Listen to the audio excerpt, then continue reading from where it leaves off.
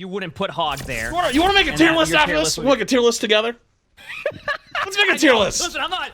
No, listen. No, we can look at the TikTok comments and talk about the TikTok comments. I gotta go feed Sully, so give me a minute to feed Sully while you figure this out. All right, sounds good. All right, chat. A very scuffed special edition of looking at some TikToks. We got Emong's TikTok here. Emong made a tier list. As you know, Emong is a very good tank player, been for a long time. So let's see what Emong has to say about his tier list. For the tank part of the tier list, chat, we're gonna start right away with one of the heroes that I think is gonna be up at S tier, and it's not gonna be Wrecking Ball. Wrecking Ball's D tier. I want to say B tier because I feel like if played correctly and so. Yo, hold on. Yo, Mr. Blurt, thanks the 5 gifties. You're crazy, dude. Thanks so much for 5 gifties. Chat, if you like to sub, make sure you say thank you. So, you know what's actually funny about Ball? Ball is D tier, but I actually think Ball is like really, really good, but doesn't provide as much value as some of the other tanks right now. So, thus, he's just kind of on the lower side. But I'm pretty sure the person, as of making this video, or making this, like, looking over all this stuff, the rank 1 tank player is a Ball player, actually. So, yeah. It's 3 parts, just an FYI. Okay, just send me the other 2 parts. Thank you. Oh, I see you did that. All right, appreciate it. Thank you. So, I think Ball's actually kind of slept on a little bit. So, anyways. In some ranks, Doom might do well. If we're going based off of just the ability usages and the reworks that we've seen, could very much be argued C tier. Diva. I don't think Diva's A tier. Can I be honest with you? I think we're going to have another B tier right now. Yep. Roadhog. Roadhog's S tier. Yep. Checker Queen's going to be D tier. Yep. Also, if Checker Queen's D tier, maybe Checker Queen will get some buffs, chat. Orisa, A tier. Yep. A really well-played team comp of like a full meta comp beats the Orisa comp by just a little bit, but I like Orisa in A tier. Okay. So the Orisa's main thing is beating Hog. That's what she's so good at. Reinhardt. All right, there we go. Sigma. Yep. I'm gonna do this one here. B tier. You want to go A tier? We're gonna do it. I feel like Sigma A tier is actually good. That's actually Winston, good. I think B tier is fine. If I put Ramatra on the B tier, I think Ramatra is actually closer to A tier. You know what? Chad thinks I should move Doom to C tier. Let's do it. There we go. That looks better, right? So Ramatra, I think, is B tier, but like we're very similar on our opinions there. Hold on, I want to look at these other 2, and then I want to look at the comments because the comments are something. All right, next. I personally like playing Soldier, and I feel like some of the maps we're out of order are a little tough bit, for Soldier. Solid B tier, and a really good like third support, especially when you get into some of your rank games. Bastion. All sensible. All right, I'll go with B. Why not? Echo played well. Bastion's like slept on right now. Played well. Probably D tier. If Sojourn gets nerfed, I think Echo moves up. Let's just go C tier. If Genji goes any higher in this tier list, Genji will be D tier by mid-season balance patch. Okay, do I count Hanzo's current recoil? Junkrat, A tier. Any disagreements? Sojourn's Junkrat's really good. In my opinion, the best hero in the game right now. Sojourn's best character in the game. Yep. Sombra's terrible. Yep. Everybody good with that one? I have to put Symmetra A tier. Yep, Symmetra's actually really good. Symmetra gameplay that we've been doing. We've been winning so many games doing it. I like the plug. I think B tier. Tracer's good. Yeah, you know, if I'm playing Tracer, Tracer's pretty good. This is all. See, this is all very sensible. This is a super sensible, like very smart, very good tier list. Like I have some small disagreements here and there. Let's watch number 3 now. Number 3, really quick. I clicked on the wrong one. Now, I think Ana's either number A or 3 B tier because Ana is good against Hog, obviously, but we're in a situation right now where Kiriko is so dominant. I think Ana there is probably... Yeah, I think Ana like could go S, so it's like... has the ability to do a good amount of damage. Right now, the problem Bap's I think Bap's like an A. Like, you know what I mean? Like, we're very similar in a lot of these. Lucia's being played a lot. Ana's being played a lot. I'm okay with Bap being in the B tier right now. All right, chat. Brig. So Briga isn't good right now, but not because the character needs any help, but the meta just doesn't favor her. The cleanse, swift step, the ultimate, all really good. Character's amazing. Nerfs. Some people might agree with me, some people will not. Lucio's S tier. It's having the ability to play really fast. I think actually Lucio's A tier and Mercy's S tier, but small differences. Mercy is going up there. A really good Mercy and a really good Sojourn right now, almost impossible to play against. I mean, this is obvious, chat. I can't think of a better DPS to have on your team at any moment. Zenyatta. I would say B or C. I'm gonna let chat decide this one. I think Zen's probably more like a B. Chat is just spamming C tier. Nah, so why is Zen actually pretty decent? Any moment. Is because if you don't have a Sojourn player to have Mercy Pocket, then you just play Zen, and then you get the extra Discord damage onto the Hog and Orissa's if they play them, and even Ramattra a little bit too. So let's just say this: these are all very good, sensible TikTok takes. We're gonna make a tier list after, okay? But this is the first one, the tank one. This one right here. I want to all the tanks. The first one we watched. I want to look into the comments really fast. Never make a tier list again. Nah, for real though. Winston used in 99% of Owl and is left untouched in B. Question mark, question mark, question mark. Oh my god. A good Ramattra is a menace to society.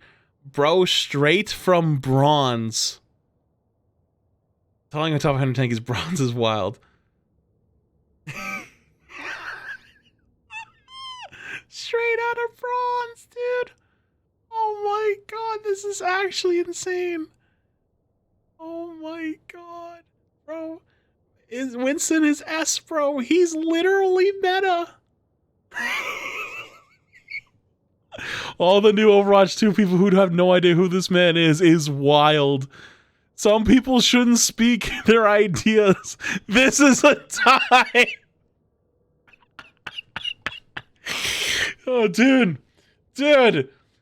It's wild. Okay, so Winston was good in Overwatch League. So was Hog, but they didn't play in Overwatch League because they only had that patch for 2 weeks to figure something out.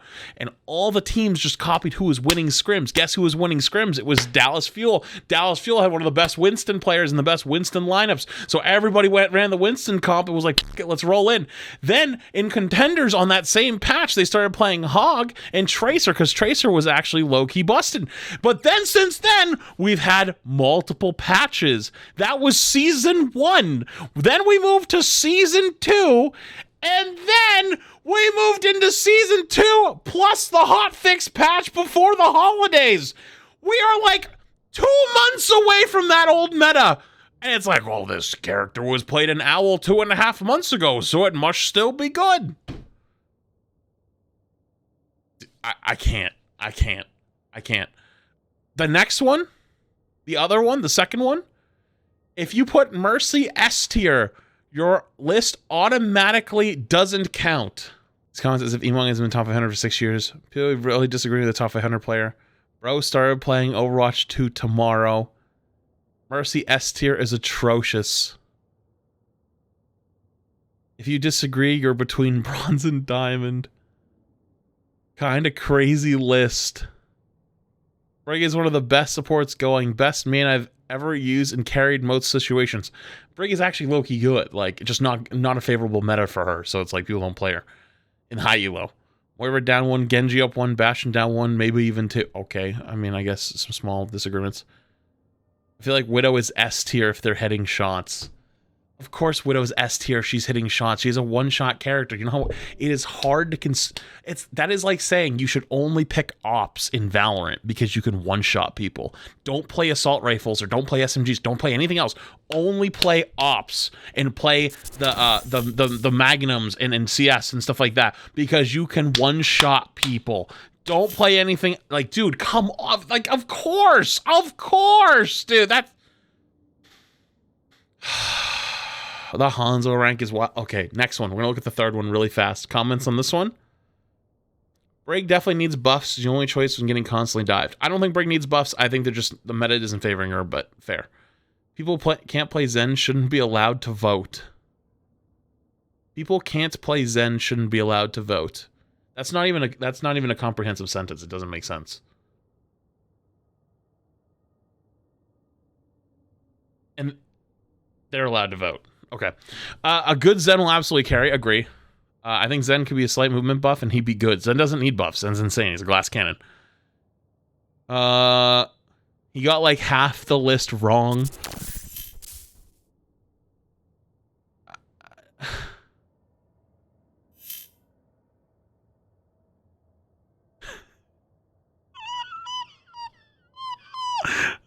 Mercy main, she's not S tier, and second Moira, she's also not S tier.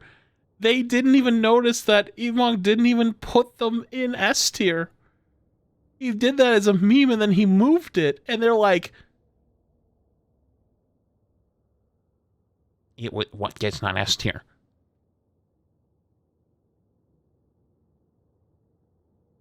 What's that?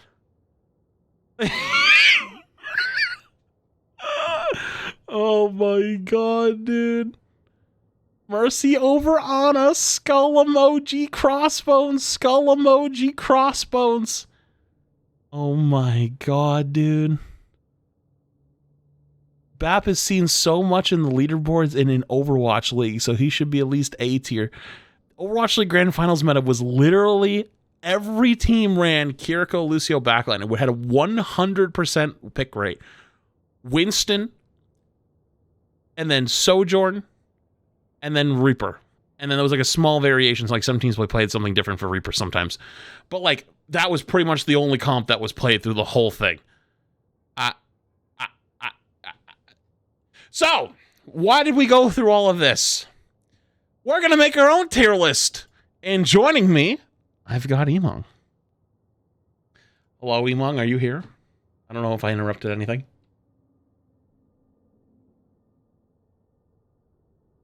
Yeah, sorry. That I was just watching you. Oh, you were watching me? Yeah.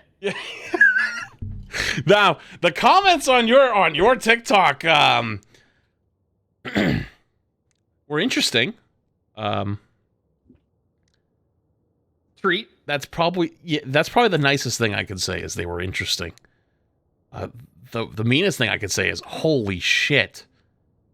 Those people also play the game?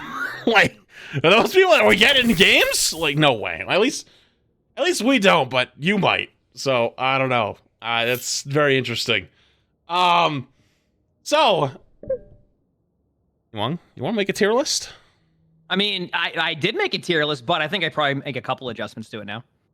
All right, I'm gonna add a row below. Did I give you do you have the thing? Do you have a format? What, like a tier list thing? Yeah. I just have your stream open during this. Oh, okay.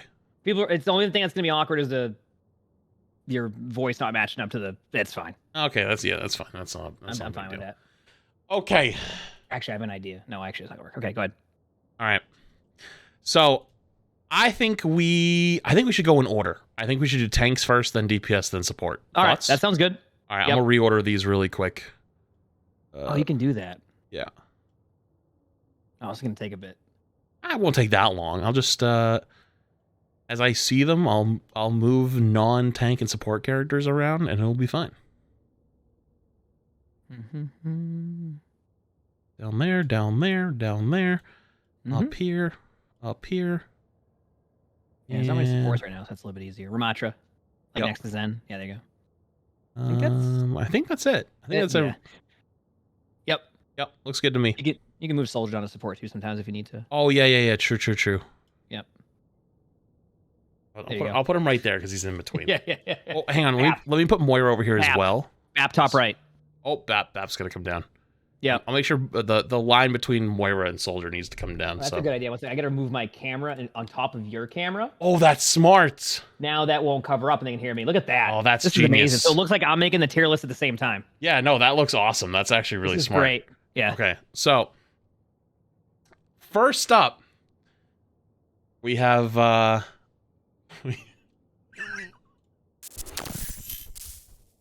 go back. I already moved it over. Don't worry. Well, you want to play that game? I got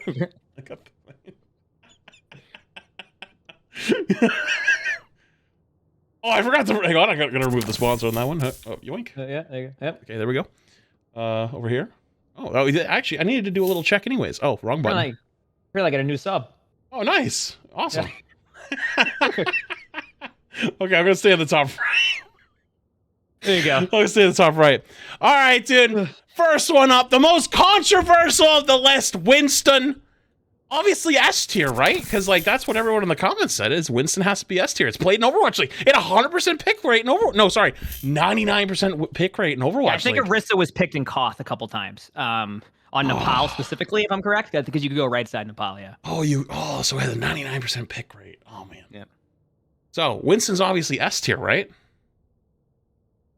I mean, No, Winston's probably like a B tier. I'm still pretty much on the B tier with Winston. Yeah, so I'll say why as well. As an actual Winston connoisseur, a Winton connoisseur, played a lot of Winston. The reason why Winston is B tier is one, if your argument is that, it was played in Overwatch League, 99% pick rate, that was 3 patches ago. Things have changed. The game updates. I know, crazy Overwatch updates. Overwatch just started updating for the first time in like 3 years. So you know what? I'll give you a pass. But the reason why Winston isn't good is because this little piggy right now is running around. And Hog is really good against Winston. So what you can end up doing, because of the 30% passive, is you can swap Hog after the first fight, no problem. So if you walk out on Winston and you win the first fight, let's say they're playing, I don't know, let's say they're playing Sigma, and they walk out on Sigma and they lose, they'll get like 30% ult charge. They go back to spawn, pick Hog, walk out, and they annihilate you the next fight. So because Hog is so strong, it gatekeeps Winston. Now there's other characters that are also strong against Winston, such as like, as like Reaper, and there's other things that are not fun to play against, like Zen. Even though Winston does good against Zen, you got to get there, and depending on the map, it's a little too tough. Bottom line though is there's other tanks that are stronger and more consistent. Consistency is what makes Overwatch characters good. It doesn't matter that Widow can one-shot. Of course, if someone's cheating on Widow and they hit a headshot every fight, or every time they take a shot, Widow's going to be S tier. But that's not how the game works. It's consistently who puts out the most damage or survives the most. Winston can't do that. Winston is B tier. One of the heroes that actually can also do pretty well against Winston too is D.Va, actually. True, why true. They end up usually being in a similar tier. I mean, there's a lot of characters that do well against Winston. Yeah, there's a lot. Yeah, exactly. D.Va's one of them. I'd say Echo, depending on the meta, can be good, but like right now, I wouldn't say so. Junkrat is kind of annoying to play against. Sojourn's annoying to play against on Winston, even though like... Yep. So basically, the only way you deal with Sojourn is like you try to pressure her out, but you pressure out her slide and she jumps away. If you have Primal, you can really take her out of the fight, but she can still annihilate you. So, because you typically play Sojourn with Mercy. Ana and the Winston, there's a bit of a duel that goes on there. They have synergy and anti-synergy. Yep. But you play mostly Kiriko right now, so like Ana's not played as much, even though she's good. Like there's a lot of reasons. So Winston is very solidly B tier. All right, you're a Wrecking Ball connoisseur, right? I saw it on your goodbye thing. So you want to talk about Ball? Yeah, so actually I've talked about Wrecking Ball quite a bit too, where I feel like Wrecking Ball is a good hero and the meta could easily shift out of like D tier to like an A tier. Mm-hmm. But I find that Wrecking Ball also has one of the highest variants of heroes. Yeah. Meaning that like a lot of tanks, you nerf them, they go from like A tier to C tier, right? Or from, C tier to S tier when they get buffed. But Wrecking Ball is runs into this issue where Wrecking Ball ends up in the D tier a lot of the time, if not played well. Mm-hmm. And then when played really well, can end up in like S or A tier, which means there's a lot of variance between the hero. Yep. So that's why I have Wrecking Ball currently in D tier. It doesn't mean that really good players can't play Ball well. And Ball is one of those heroes that is almost unkillable sometimes because there's not as many stuns, right? The only hero that really has a counter stun to Wrecking Ball. I mean, outside of obviously like Sombra playing and, being able to go for hacks and things like that. Wrecking Ball generally can be pretty good against that. But overall, you don't see Ball too much across the board. I don't know what happened. So there was someone who was actually, it was like last week, the rank 1 player was actually, really? Most played was Wrecking Ball. I guess they must have lost some games. Was it maybe a different region? Maybe a different region? Or maybe it was a different region? Could be. Yeah. Well, let me see. We'll see in a second. Here we go. EU. Yep. EU number 1 player is a Ball player. Yep. No, there's 2 players here with Ball. Yeah, there's 2 with Ball. Well, I mean, if you count in second most played 3 or 4. There's actually quite a few in EU that actually play Ball and play it very well. Mm-hmm. Yeah, Wrecking Ball's not like a in Asia as well. Hero. It's just in this current meta, it's just Wrecking Ball does not play as well unless you're really good at Ball. Like when you play against a really good Wrecking Ball player, Wrecking Ball dominates, right? Yeah. But that variance we're talking about is some, overall, if we look at the whole game, Wrecking Ball can be in a difficult spot, which is why Wrecking Ball probably needs slight changes to make Wrecking Ball a little bit better for like everybody, and then maybe a change to like adjust that variance across the board. I'm making sense with what I'm going with on that. And even if you look at EU's Ball is number 1, but like look at Doomfist. There's a bunch of Doomfist players. So like it depends a little bit sometimes on a few other factors right now. But that's why I think Ball is one of those characters that could very, very easily become like an insane pick. So We could get to mid-season balance patch. And next thing we know, we're putting Wrecking Ball in B tier with no changes. yep, exactly. Like straight up. Like that's what I mean by like Wrecking Ball. Just one of those heroes out of all the tanks. It's just going to constantly change on the tier list. And we still see Sojourn meta. Like we haven't really broken out of a Sojourn meta yet since the game came out. So like there's other tanks that could change based off of just that. Agreed. Yep. That's where I'm at with that. Zarya. How you feeling about Zarya?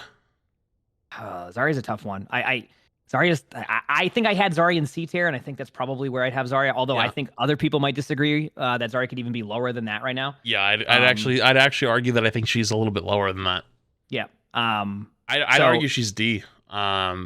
Reason being is like, not only did she get the bubble duration nerf, but and like like how much it like takes for it to go away, but also the cooldown, like that extra second hurts because it's on 2 bubbles technically, right? So like, because each bubble has a longer cooldown. If you use both bubbles, it's actually like 2 seconds longer to get it back up. And so like you told me back in the Zarya meta, like you basically walked into a fight with 1.5 bubbles. So like as you walked into a fight with 1 bubble ready and then the bubble on half cooldown, you'd basically get 3 bubbles throughout the fight because as you're walking in, you maybe don't take as much damage, then you pop the bubble. Then your second bubbles come online and starts charging all the way through, but your bubbles last 2.5 seconds. Then you don't have to double bubble right away. You can wait a second or two, then use it again, and then another 2 or 3 seconds goes by, or 2 seconds goes by, and then you have a third bubble up. So it was good. But this really messed up that rotation. So I'm actually going to put her in D tier if you're cool with that.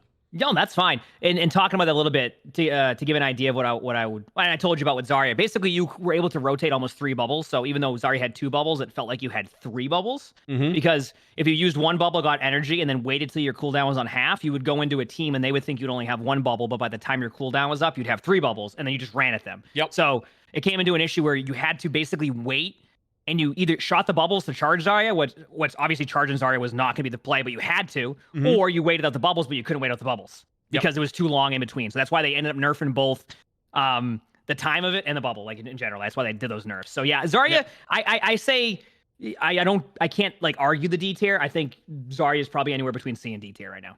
Yep, agreed. Especially with the heroes that are meta on DPS. Ramattra, I'm just gonna go and throw him in the A tier, almost S tier. How do you feel about that? I can agree with this. I actually think when I did the Ramattra tier list, Ramattra didn't have the speed boost buff yet. Yeah, I actually think Ramatra's really good. Like, you know what? I'm gonna be different. I'm putting him in S. Okay, that's the hot take you're going with. I mean, so not hear a me hot out. take. It's Hear me out on this. The new rock paper scissors. Remember in the season 1. It was Zarya, D.Va, Winston, Sigma. So it was like, you had Zarya, which was like the alpha big pick that everyone picked. Then it went to Winston. Like, Winston would beat Zarya, but then you could just go D.Va and destroy Winston. So then you go Zarya to beat D.Va. And then Zarya ended up being the pick you would just mostly go with because Winston was so easily countered by D.Va. If you just played Zarya all the time and got good at Zarya, you could win most of your games, like, over time. But then there was like that sleeper weird pick of Sigma on certain maps. Like Sigma could beat or it could beat mostly the D.Va and the Zarya. It would struggle against Winston, but you could just go D.Va really fast and swap off force them off the Winston. I think the new rock, paper, scissors now is Hog is the one most people pick. Orisa shits on Hog. Ramattra is good against Orisa, even though Orisa actually does have some counterplay there, but I think Ramatra's pretty decent against Orisa. But the outlier again is Sigma, because Sigma's really good against Orisa on certain maps.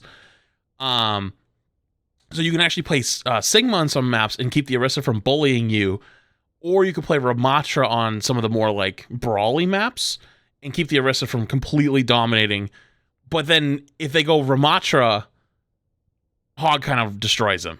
Hog, like, you just wait out the shield, go for the hook. Even if he pops his Nemesis form, Hog's not scared of that in any way, shape, or form. So I think Ramatra's actually insanely good. And I think as people get better at him and learn how to, like, cycle his like, extra armor, he's going to be insane. I agree. Ever since even like I did my tier list with the 20% speed boost increase, it made Ramatra a lot better. Yeah. Only reason why I kind of have Ramatra maybe even an A+ tier is just because like still going against Sojourn comps, especially when they're running like the pocketed Sojourn. I find that if they just play really far back and they're not playing that, like they're not mirroring your play style. It becomes really difficult to get like the full value of Ramatra. But yeah, I mean, I definitely think with that change alone with Nemesis form, you definitely. I'm not gonna argue with the S tier. Yeah. Like I said, I think I'd probably be like A plus tier, A tier at this point. But S tier is also not a bad choice, and I would not doubt it if we end up in a Ramattra meta. Straight up. Speaking of A, how do you feel about Sigma? A tier. I've talked about this so much with Sigma. I think Sigma is probably the most balanced tank in Overwatch. I'd agree. Good damage, decent shield, good cooldowns, good cooldown rotation. And on top of that, I feel like Sigma is just one of those heroes you can probably, you can play it on any map. Sigma has strong maps. Examples would be Circuit Royale, Junkertown, Havana, which hasn't been in the map pool yet. I still am been testing a little bit of seeing how Shambali is on how Shambali is. Yep. On certain maps. You said okay. Oh, what do you think Wrecking Ball is, Chasm? Sorry, I just saw that. That's funny. I think Chasm saw the. So you meant Ramattra, not Shambali, is on certain maps, right? No, I like Sigma on Shambali. Oh, okay. Yeah, it's because I can spam out the left side corners and take map control. But overall, I don't know. I think Sigma is one of the most well balanced tanks in the game. Yeah, I agree. Right now, I'm with you on that. Yep. I think about Junker Queen. She got a big buff. Got 25%. More bleed, going self-healing from 15 to, 19? Yep. Well, yeah. Depends. I mean, obviously... See, you say F tier. I don't...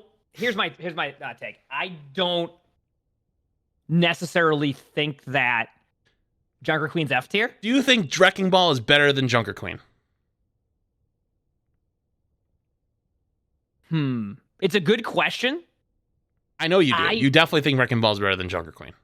Yeah, but I think we have Wrecking Ball where Wrecking Ball is at because of that variance I talk about, where like it's just this current meta. Right. Would Junker Queen be F tier? I mean, well, this is tough to say. It's a tier list though. You can't put a character next to another character if you feel the other one is much stronger. It has to go down one. Well, then we might as well add 15 tiers because we might have a couple heroes. No, I mean, well, at that point, yeah. If you want to get do micro talk, it's like, oh, it could be slightly above, slightly below. But I would say very consistently, Wrecking Ball or Zarya is much better than Junker Queen on average. So Junker Queen will go to F.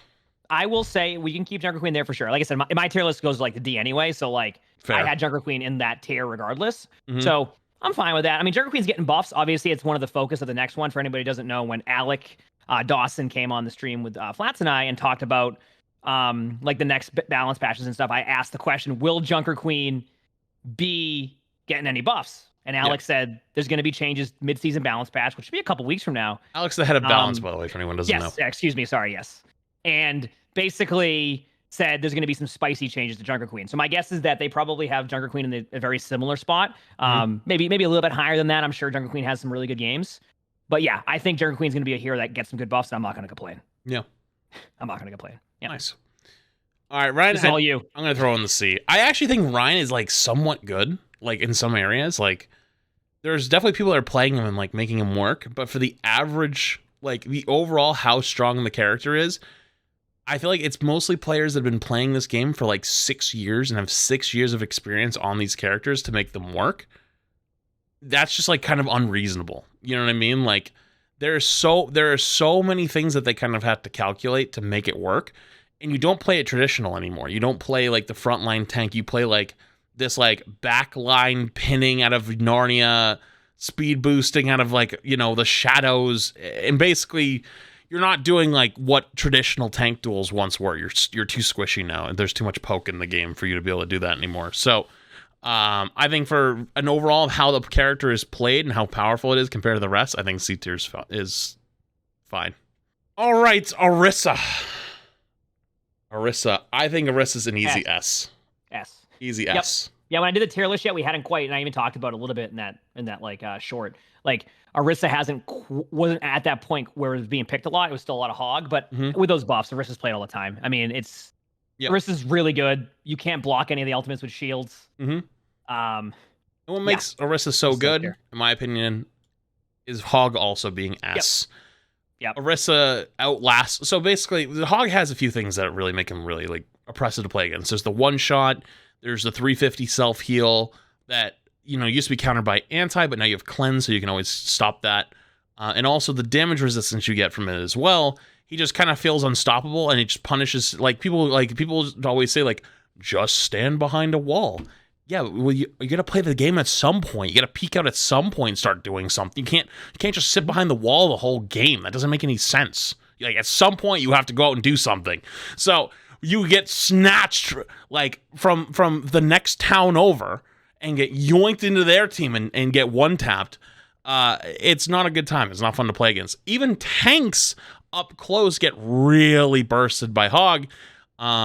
Like, if you get full shot by the whole shotgun at close range, he does more damage than any other tank in the game. And it's not even close. Like, the only thing I would say get close is maybe Sigma's Rock plus left click combo, which still isn't as much, or Zarya at full charge. Like, those are the only things that maybe get close enough. This Hog just does way too much damage for how much survivability he has. But Orisa's survivability is so high right now. Arguably, honestly, I think it's too high. I think Orisa's survivability is crazy right now, but it's a necessary evil until Hog gets some changes and gets some little rework that's been teased and talked about by Alec again. So it's just like, we need Orisa right now to keep the game stabilized. If Orisa didn't exist, things would be a lot worse than they are right now. So I'm good with Orisa being an S, and then these three are like the nuclear triad, and they keep each other in check. Well, one thing with Hog, too, is that, like, and you talked about a little bit with just like hiding from Hog, is that if you don't want to play Hog, and going to Orisa allows you to at least try to keep the Hog from running it down mid and push it into your team. Because the problem that runs into Hog a lot of the time is that even if you're playing it like perfectly, it doesn't stop Hog from just running into your backline, hooking somebody, getting in the limb, and then especially in 5v5, once that happens, it's just Roadhog will just run at your whole team, because you need basically your whole team up to begin with on Hog. So Orisa helps prevent that. If you're not going Hog, Orisa allows for you to prevent cooldowns. You go, what do you mean? Well, one, you can block a lot of Roadhog's hooks. But on top of that, you just time your javelin a lot of the time. You can prevent either the hook or you can prevent the heal. Problem being is someone we'll talk about later is Kiriko. Is that Kiriko, a lot of the time when Roadhog actually hooks now, Kiriko's not using like the Suzu to prevent the Hog from, like, they're like trying to wake up the Hog or like stop the nade from Ana to be on Hog. They're using it just on the hook. You can't even CC Hog at that point. So a lot of the time Orisa just needs to be in front of Hog or around Hog to prevent anything from happening. Otherwise, Hog just goes around and gets the limbs. Doom and C tier, how do you feel about it? Yeah, I mean, I've seen a lot of good Dooms, and I don't. The one thing that I've heard, and this is from people just saying what like a lot of the Doom players have been saying, is that the recent patch, not the one that made Doom really OP at the beginning, but the recent patch made the cooldown timer with the 4-second punch kind of have those cooldowns be a little bit off. So, I mean, because his flow is ruined. The flow doesn't feel good. Exactly. It happened with Orisa during the beta. They nerfed Orisa during the beta, and there was no flow to any of the cooldowns. It was like, you use your javelin, you don't have anything up for 5 seconds, you're just sitting there, right? I think a lot of what makes a hero fun to play is that flow of cooldowns, so where it feels like there's very minimal downtime of like doing nothing. But I don't play enough Doom to really. Like, I had put Doom initially in C tier. Well, chat also was going a lot of C tier at the time too. I think we're seeing Doom on the ladder a lot, which means Doom can still be played really well. But I don't know if that means that was when Doom was actually meta and they haven't played a ton on Doom, which it could be that also. So I have a hot take with Doom. Yeah, I'm listening. I think Doom inherently is really, really, really bad for the game. If Doom is strong, it's one of the most unfun metas for players because you're just getting punched into the wall and stunned over and over and over. And I think originally Beta 1, they tried to rework it so that it didn't feel that way anymore. And they've drifted away from that, and I'm not really sure why. And they've restored a somewhat punch to his, or stun to his regular punch, and then nerf the empowerment fist punch and like try to put empowerment fists like happening more often. And it doesn't feel as like fun or intuitive, I guess. But the problem overall is I think they pretty much nuked Doom before the holidays because they were going to go away for the holidays. So like they go away for, 2-3 weeks or whatever it is. If they didn't hit Doom hard after those like crazy gigabuffs, then you would have just had people just complaining the entire like couple weeks they were gone about just getting punched into wall on cooldown. Same reason why Hog got buffed. Because Orisa got buffed. Because Orisa needed to be able to go against Hog. Yes. And honestly, I think it was the right call. I think that Doom definitely got hit way too hard. I feel bad. Like, that was probably they went a little too hard on the character. But like they weren't going to be able to pivot quickly And imagine spending Christmas just getting punched in a wall over and over. It wouldn't have been a good time, you know? Like, it would not have been fun for a lot of players. And a lot of support players especially were like voicing like, I am tired of getting like already hunted down and playing Dead by Daylight in this game. Doomfist is going to make it 10 times worse. And people felt it in that 1 week that it was strong. Like, people felt getting punched to the wall over and over again. It felt like Overwatch 1, and people were having flashbacks and like, please, like, let us out. And especially even with Hog, because Hog was running around too. Like, it was like Doom and Hog were the 2 picks. Like, whew, that was a scary week. Oh yeah. So I think that, like, honestly, this was a good patch. I think that they did, like, I think he got nuked a little too hard. I think they should fix the rotation of his cooldowns and make him fun to play, because Doomfist is fun to play. But the stuns, I don't know how they're going to fix that, because inherently, if Doom is ever strong, it's not going to be fun for like 90% of the player base. Yeah, I mean, I think it's kind of the same thing that happened with Sombra. It's one of their things they wanted to do, I think, going into Overwatch 2 from Overwatch 1 is in Overwatch 1, you found that you went up against a lot of heroes that were possibly fun to play, but not fun to play against.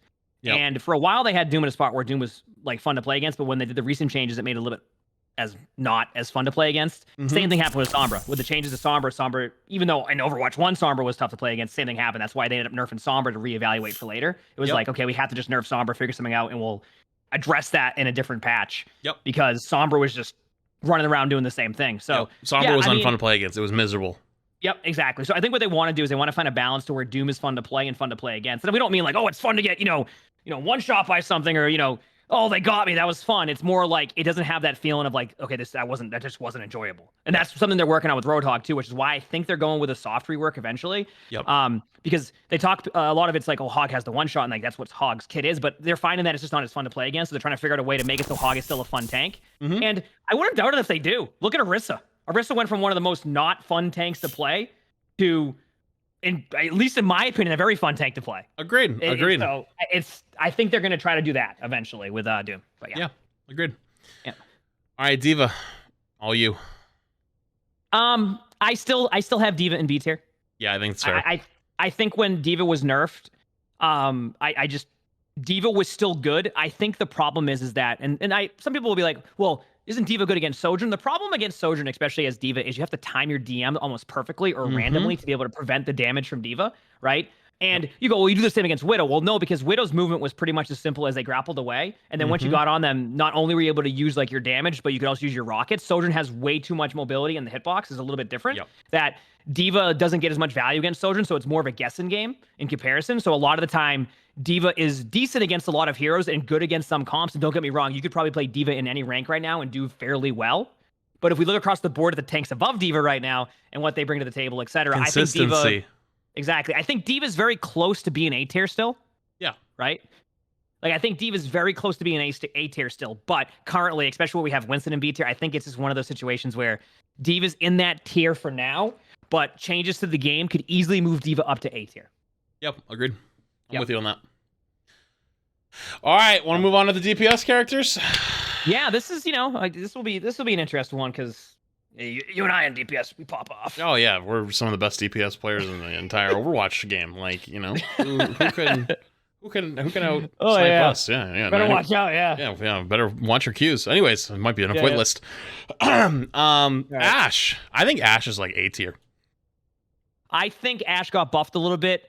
Not from like, oh, Ashe got increased damage, but when they changed the DPS passive to be 35%, I think it's 35% reload speed now? Yes. That buffed Ashe automatically. One of the major like complaints everybody had about Ashe, whether it was in Overwatch 1 or Overwatch 2, reload was too slow. Yeah. Reload was too slow. It just takes a while. Like, or why can't it just be like you reload all one clip with a downtime on there? So 35%, as long as you're getting the limb, buffs Ashe a little bit. Ashe is pretty good. Ashe is a solid hero. I think A tier is fine. I think there's also a second slight buff that is not direct, is with Sojourn being the best character in the game, and with a Mercy pocket still one-tapping people.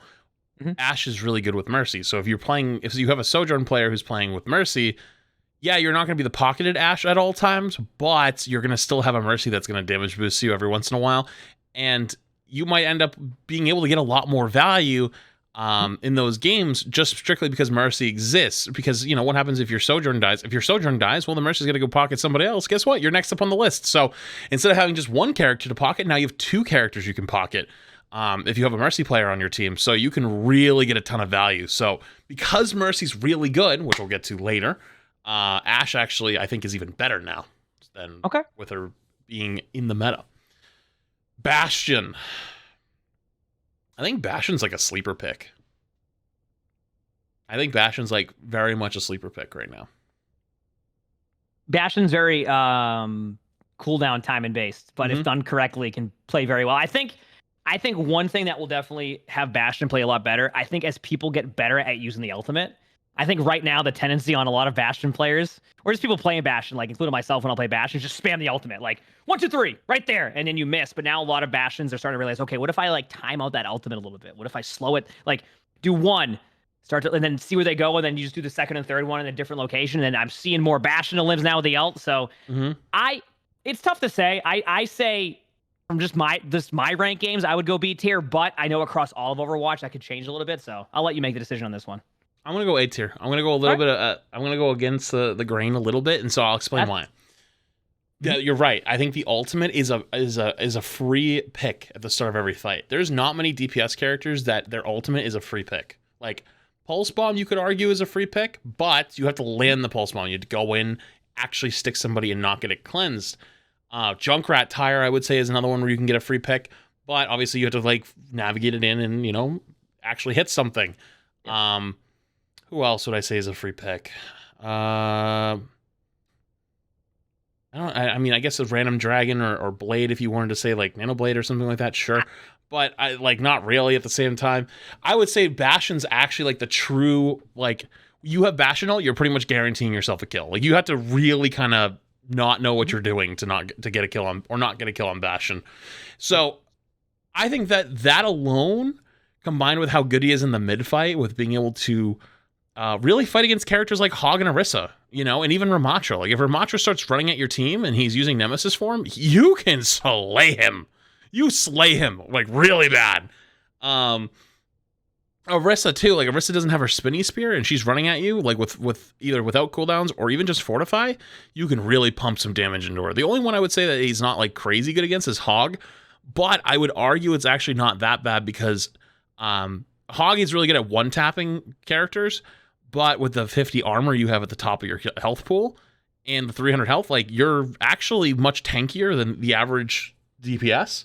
So if you end up getting any healing, you can actually really survive the hook, and especially in turret form.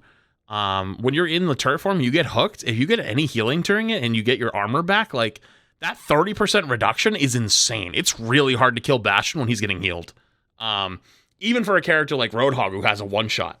So the armor 30% plus his what's it called? The Ironclad? Is it still called Ironclad when he's in tank form? I don't remember. Yeah, I think it's Ironclad. I think it's called Ironclad. But it's like the extra damage resistance he gets. Like he's actually pretty good against fighting Hog. Not in a straight up fight, but over time and being able to survive longer, I think he's pretty good. So I'm going to give him an A tier. I think he's slept on quite a bit. I think Bastion will be one of those heroes that if there was if there's a ton of tier lists, Bastion would be all over the place. Yes. On the tier list, 100%. Bastion's just, there's so many different experiences of like, just Bastion either dominating or just you hit tab and they're like, yeah, they're not having the best of games. Yeah. So. Yep.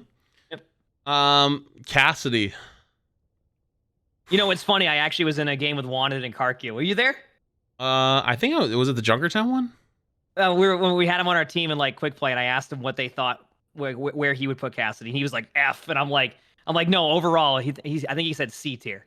Yeah, I think C is. Yeah, I think C is pretty fair. I think honestly, even D could be argued. It's just with the fall off range. It's the fall off. All the heroes. You just can't. You have to be so close. The only thing I give him is like the 5 kill streak predator missile. He sometimes, you know, if you're fighting with another squishy, like. You know, sometimes you just didn't realize he was on a 5 kill streak, drops a predator missile on you when you're mid fight. The 1v1's fine. It's more of like getting to people to be able to do the 1v1 and the play style of all the other heroes all the other heroes above, you know, the S tier tanks are just brawl tanks for the most part. Yeah. So it's just Cass needs to be close half the time, and doesn't mean you can't pop off on Cass and make some great plays. Fun hero to play, but just sometimes that fall off damage, especially with Sojourns being pocketed in the back line, Hog just healing up on all your shots. Yeah. So, yeah. It's definitely a little bit tough. Echo. I think Echo is worse than Echo was like the first season with like the passive. Like I think the Echo passive, like the 25% movement speed, was actually like really good for Echo. Without it, they're like a lot weaker. But with Mercy being meta, that's also pretty good. I think they're a solid B. What do you think? Yeah, I mean, I think I had Echo in A tier, but that's just the experience of playing against really good Echoes. Yeah. When pocketed, but I think B tier is definitely a safe pick and a fine pick for Echo. Yeah. Yeah. I think you're right. I think with the pocket, absolutely A tier. Yep, exactly. But I don't know if the Echo Mercy pocket is as strong as I think of as like the Ashe Mercy pocket right now. I think the Ashe Mercy pocket is just stronger right now. I mean, I guess it's a little bit map dependent too, but Ashe Mercy is pretty much good everywhere. Echo Mercy, I think there's a few maps I could say, I don't know if that's like an amazing pick. It's not bad, but yeah, I'm gonna give it a B. I could definitely be an A though. One take I have on Echo also is that, let's say Ramatra becomes like full meta, Echo actually gets the extra HP from Nemesis form, so it's one of the few tanks that Echo can actually go that doesn't have that 300 HP threshold. So basically they change it to Echo where Echo now gets 300 HP. I'm pretty sure it's 300 HP from tanks. But if you use your ultimate on Ramatra, you then get, I think, 525 HP now, I'm pretty sure, since they buffed the armor or something like that. I could be off on the numbers a little bit. That's definitely going to get changed. There's no way that stays in. If they don't, though, I could see Echo going up on the tier list, especially if Ramatra gets... And the thing is that it's so easy to get Ramatra's ultimate in Echo form, because if you just be aggressive and use Nemesis form, not only will you have the armor, you'll have the ultimate there at that point. Then you can just block 80% damage and be unkillable. So that's later on. That's a mid-season patch, or like, next season where we can see something like that. But very easily could shoot up. You're right. Yep. Genji. I think he's a little too strong. I think he needs a nerf. I've been hearing that. Yeah. He's a little too strong. Yeah. Well, I mean, a lot of chat saying nerf Genji right now. Yeah. Agreed. Yeah. I think let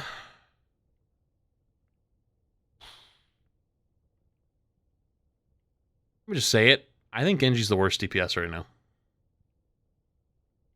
No. Who do you think's worse? You're missing one DPS. I think that could be considered worse right now. Is it this one? No. Oh, I forgot. God. Yeah.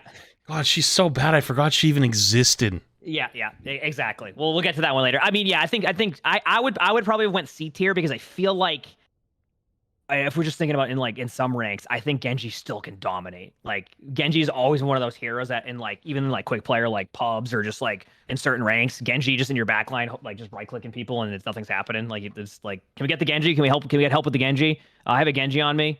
Can you help me with the Genji? And then you're pinging and nobody's helping. So you think Genji's better than Cass? I think that's a play style thing at that point.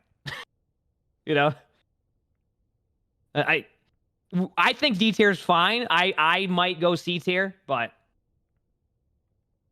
D tier is also a fine pick. This is why, sometimes I'll go with the easier way on this one. You can be like, C- or D+. God, you got the... There you go. It helps you justify the pick, right? Yeah, so I guess. I don't know. If I'm looking at the rest of this roster, right? Yeah. I think Mei could easily be a C tier or a B tier. But other than Sombra, Mei is probably the worst one still here. My opinion. So, you know what we should do? I did this on one of my tier lists. What's that? How do we feel about a chat vote for Genji? Chat vote for Genji? I'm down. Let's down. do it. Chat, type in the chat what tier you think Genji should be in. And I swear if chat just spams S tier, that's... I see a lot of C. I'm seeing a lot of C and D. I'm seeing more C right now.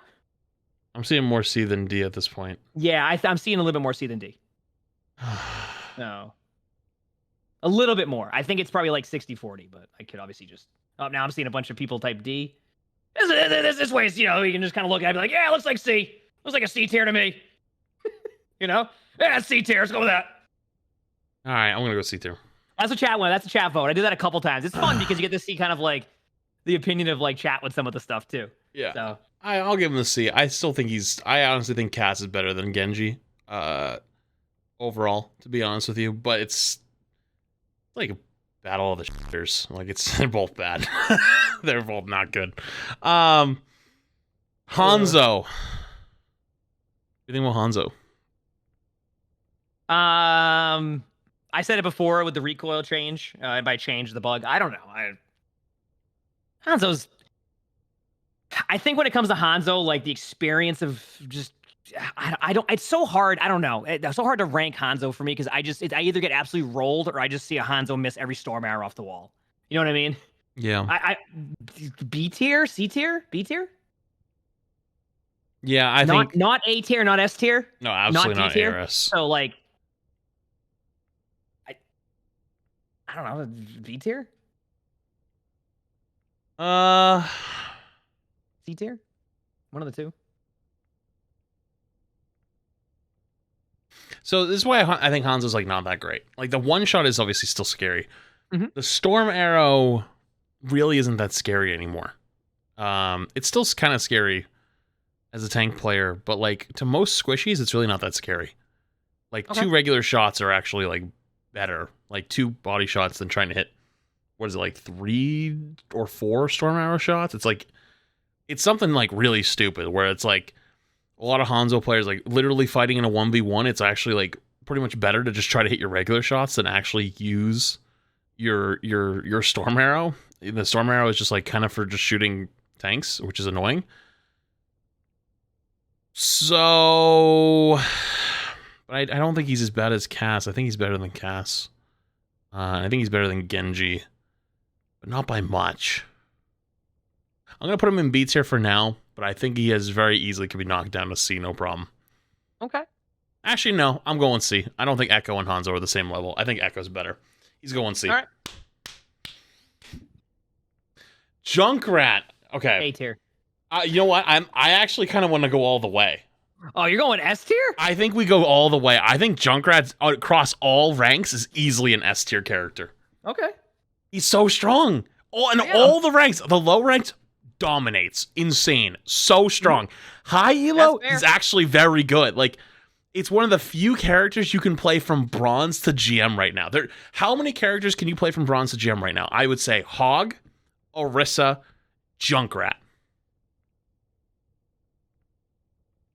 Junkrat is really from what we good right ranked now. so far. I think there might be like 1 or 2 others, but yeah, no, I Junkrat's really good. Like I said, my take on it was generally A tier, but I also cannot disagree with an S tier on Junkrat only because of Junkrat and ranked specifically. Mm-hmm. Like we may not see Junkrat meta in like I'm not gonna. or We contenders. can't go up Owl. Yeah. Owl's not even out right now. I'm saying we're not. That's exactly what I'm saying. So it's like, I think from we're just looking at ranked, I actually had someone in my chat earlier going, how do you counter Junkrat? They're like, I just during my games and just dominate. And they said, it was funny because we're always talking about how whoever has the best Sojourn wins. I've been hearing, hey, you have a really good Junkrat.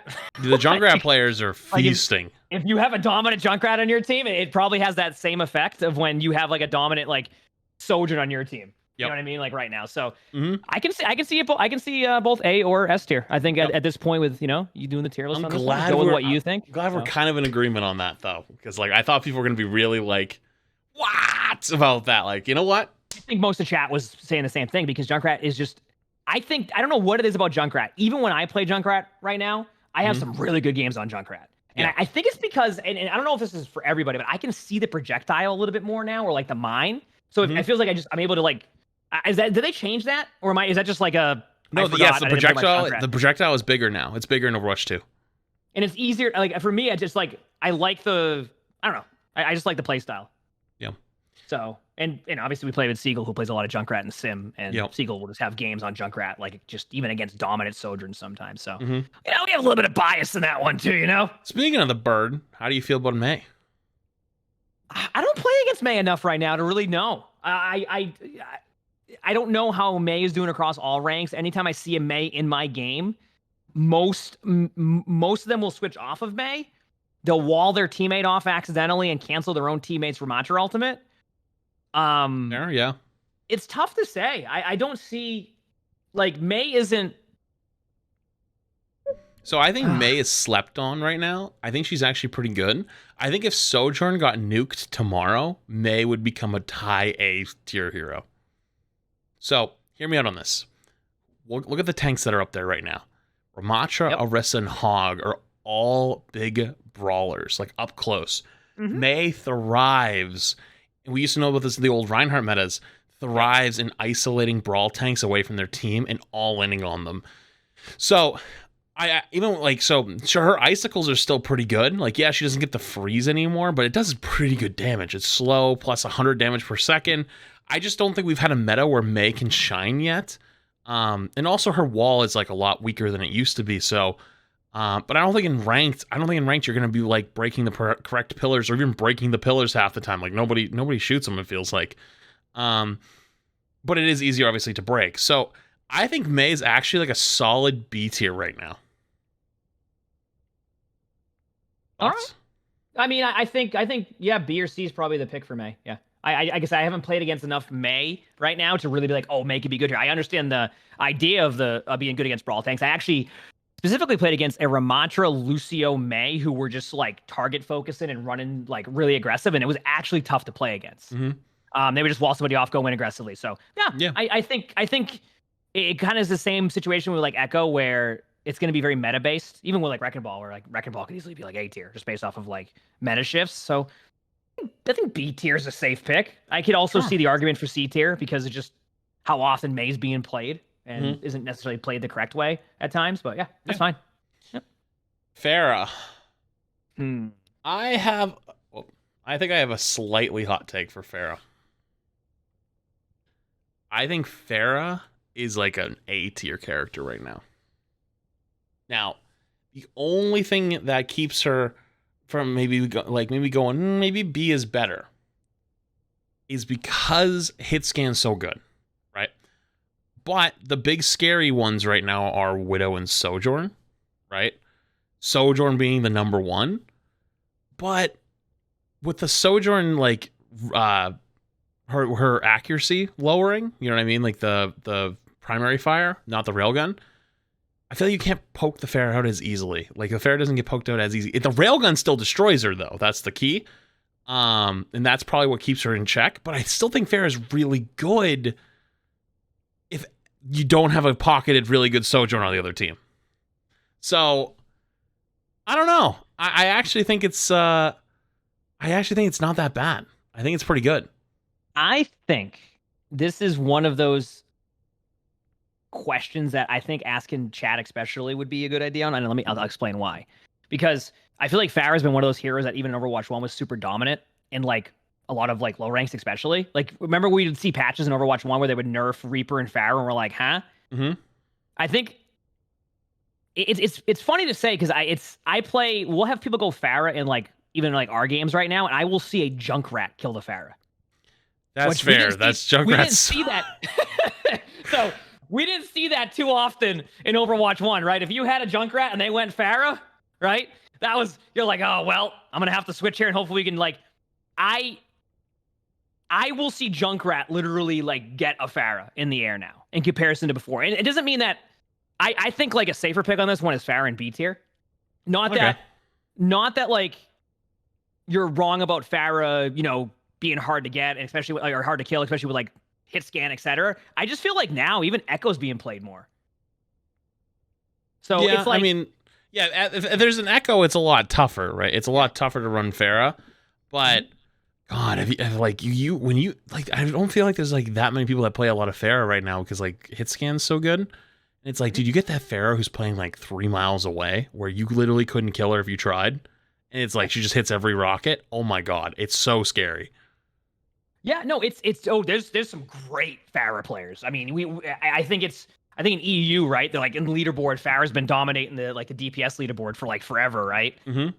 So I don't think that Pharah's bad. It's just I think we're in a spot right now where I don't know. It's tough to say. Like I think if Sojourn gets nerfed and Ashe isn't able to get a Pharah, like Pharah might just dominate.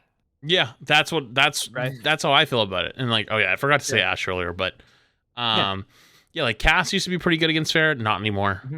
Yep. Soldier's not that good against Pharah, to be honest with you, because like what you need is burst damage. So Sojourn, Widow, and Ashe are your three characters. If Sojourn gets nerfed and then Ashe isn't played as much, you're gonna rely on Widows to get Pharahs. I don't know, man. That's a spooky world. Yeah, I'm actually curious in this one too, and I don't think we'll necessarily do like a chat vote on this one, but because I know Pharah is played quite a bit and was really an issue a lot for a lot of ranks in Overwatch 1. Where would you put Pharah? Chats on both chats here. I'm curious of like your experience playing against a Pharah right now.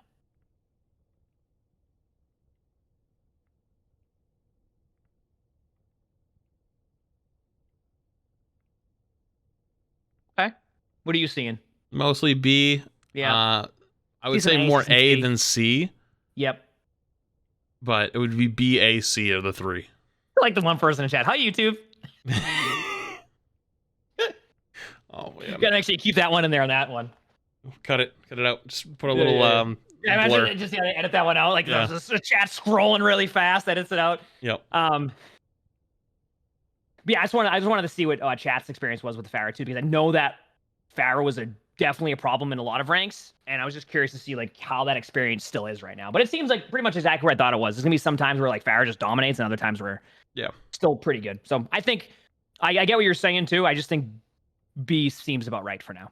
Yeah. Okay, Okay, fair. I think it will make a little more sense when we look at the rest of the tier list too. Yeah, So, probably. yeah. Reaper. I think Reaper's still low key good. I just don't think that he's that good against Hog and Orisa, or Sigma. Like he's decent against Ramatra though, but it's not worth picking it because otherwise, it's just not very good against them. I think this goes into the same discussion as Pharah.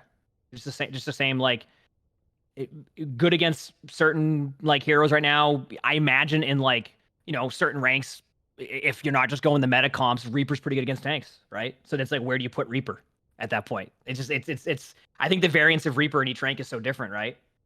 I'd say Reaper's probably a B. I'd say Reaper's a B. Yeah, I think that's a safe pick. So why are we hiding Flat's cam? It's because I'm in Discord with him. So if I have this is him doing the tier list. If I have my webcam not over him, it's going to be delayed, and you're going to see Flats talking at a different like. So I'm like, no, we're not doing that. Yeah, it'd be very jarring. Every 10 seconds. Why is Flats? Wait, what is going on there? It's off when he's talking. What is? No, we're not doing that. I knew right away. That's funny. All right, I'm good with B tier Reaper. Let's we don't even really have to talk about this, right? We don't have to go in depth there. Just Sojourn S tier. Yeah. Reason being still one shot with Mercy Pocket. Very oppressive to play against. Yeah. Easy S tier. Don't have to even go deep into this discussion either. You know where to go. Right in the F tier, Sombra. But I have to say though, I enjoy that. I think Sombra needs a rework. I think she needs another rework. I think the character fundamentally sucks to play against, and it promotes bad play because being able to be invisible forever not only has zero counterplay, but it also promotes you running into the backline all the time. So you have lower ranked Sombras who try to be stealthy and run in the backline, look for hacks and look for damage, and then you finish the game and they have 1,300 damage throughout the last 18 and a half minutes. Or in higher rank play, you have the Sombra that either sits on the side just hacking the tank on cooldown, or sits with her team and just sits there literally holding the right click the entire time, waiting for you to have either one not shooter or shield to go down or whatever it is, and just keeps hacking the tank off cooldown. It worked in Overwatch 1, but in Overwatch 2, the ability for a DPS character to deny all of your cooldowns, especially a tank like that easily, I think honestly goes into the realm of why Discord is a really impressive thing to play against now as a tank player, where Sombra needs to be changed, where she's not invisible all the time, and her whole kit should not revolve around anti-fun mechanics of denying you the ability to play the video game. I'd be really interested to hear some like takes eventually on like what changes could be made to Sombra to make Sombra like really fun, but also still have like some of what Sombra's abilities are. That'd be a fun like discussion point one time. Yeah.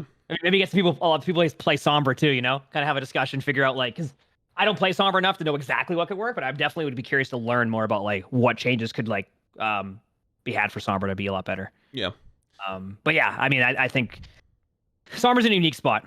Also, just so everybody knows, when you're hacked, because it's funny because I usually ask chat this every day. Just so you know, when you're hacked, it is not a bug when it says hacked for 8 seconds. That means you're wall hacked the whole time. The whole team can see you for that 8 seconds. Just so everybody knows.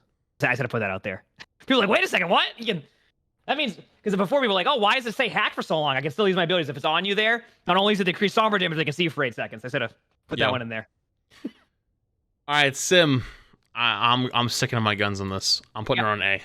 Yeah, I'm regardless of what we talk about with this discussion here on Sim, Flats and I are biased on this one because we play with Seagull a lot in ranked, and we will just see Seagull dominate with Sim, especially with the new ramp up damage. Oh, well, the change recently where like the ramp up just happens on every hero, right? Is that how it works? Yeah, Seagull has a spreadsheet from a Sim player where they had like an 85 to 90% win rate on certain maps throughout the whole season. Like think about that. Like where they literally win 90% of their games on certain maps. Like it is insane how much value Sim can get on a lot of points and a lot of maps and a lot of comps, but not everywhere. That's the thing. Sim doesn't get to do it everywhere, which is why some people think, oh, Sim is bad. But it's like, if you're playing certain maps and certain comps, like Sim can be scary good. So easily A tier for me. Well, Overwatch is very much like that. A lot of maps are very map dependent for some heroes.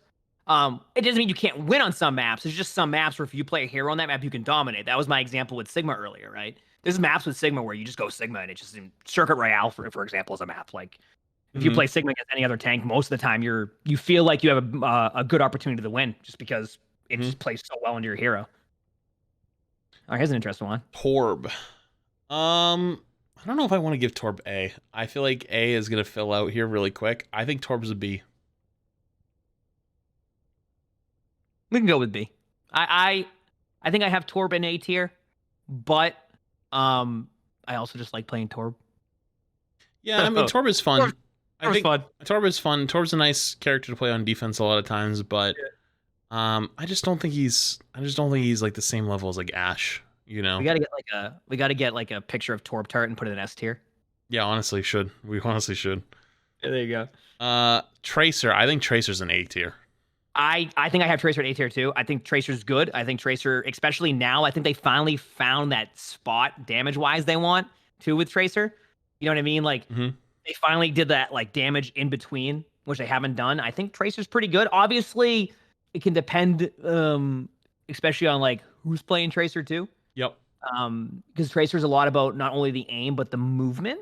Yep. And I think like when our experience playing against Tracer is when you play against a good Tracer is just so tough to play against. Total menace. So I think with the A tier, it's just basically going off of what we've noticed playing against really good Tracers. But I could see that change. I could see there being a variance of that too. Yep. But yeah, I think A tier is a fine pick. So I think Widow's also A tier. So yeah, go ahead. Here's why. If we can give Sim, A tier based off of how good she is on certain maps, I think Widow deserves the same treatment. Because Widow is, on certain maps, a good Widow, you literally just don't play the game. You just lose. You literally lose at the start screen if you have a good Widow and they don't. Or sorry, if they have a good Widow and you don't. You just lose. Yep. Okay. Like, Circuit Royale, Junkertown, even Midtown, I'd say somewhat. Midtown second is like... Second point is they tough. have a real good, like, Widow player, game's over. You already lost. Well, one of the problems now, and this is just my take on this, is like, it used to be that when they had a Widow, you had to focus the Widow. But with Sojourn being so good right now, Widow almost has a lot of like free range, where a Widow can just, half the time Widow's just, no one even is looking at Widow, because Sojourn's putting so much damage output out that Widow is just on some, like playing an off angle somewhere, and you're just worrying so much about the Sojourn getting pocketed that Widow's just headshotting people across the map. So, like, remember when Double Sniper was meta with Hanzo? Oh, I remember Double Sniper. So now it's double Sniper, except with Hanzo, you just trade it out for a second better hit scan, and now it's Sojourn. Yeah, which Soldier's really good. So Yeah. yeah, I mean, I think once again, Widow's one of those heroes that could be in different areas of the tier list. I'm fine with A tier. I mean, some of the Widows we go against are just so good. So I got another heater for you. Ready? Yep.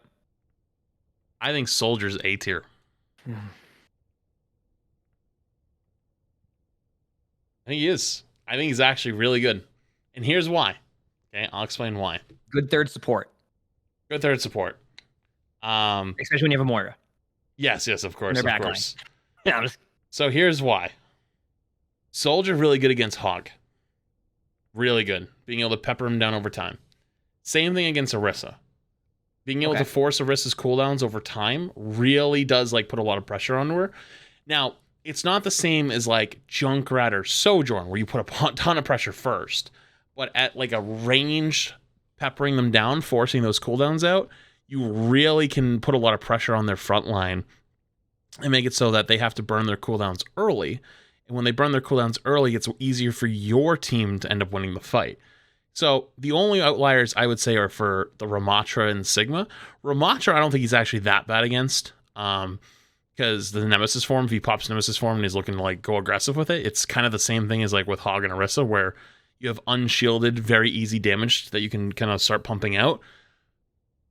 But against Sigma, Soldier's going to be borderline useless. You're not really going to be breaking a lot of his shield and stuff like that, so it's a lot tougher. But I think because of the way the meta currently is, and Soldier being able to kind of work on his own, you can let the Mercy pockets stay with the Sojourn, you know, whatever your Kiriko is mostly probably staying with whatever tank it is. Sojourn has a lot of mobility to really poke down on those maps where something like Widow isn't as good, and you need that extra damage as opposed to the one shot that might not be good on a more close quarters maps, like, you know, some of the control point maps, such as like, you know, Nepal or Oasis. Soldier's one of my favorite heroes to play. I lean a bit more towards B tier nowadays. On the basis of the heroes I'm going against a lot of the time. I find that sometimes I just get it's the amount of times I get one shot as Soldier, even if like, or I'm spending most of the time. And you know this because I think you did it one time playing in quick play. You find yourself sprinting away. You do a lot of sprinting away. So it's not that Soldier's bad, right? And I think Soldier's, I find Soldier more in B tier for me personally, just from my experience of playing Soldier against some of the comps. But I mean, A tier is also fine. I lean more towards B tier, but I think could be argued both ways. Yeah, I think it could be too. I agree with you. Like, honestly, yep. I don't think Soldier's a whole lot better than, say, May, but I think he's still better than May. So like those types of, like, looking at A and looking at B, I just think that he's better than a lot of the B tier character. Sorry, better than the B tier characters, and I would say on par with some of the A tier characters. So I'm with you on that, but I'm gonna say he's a little bit higher. All right.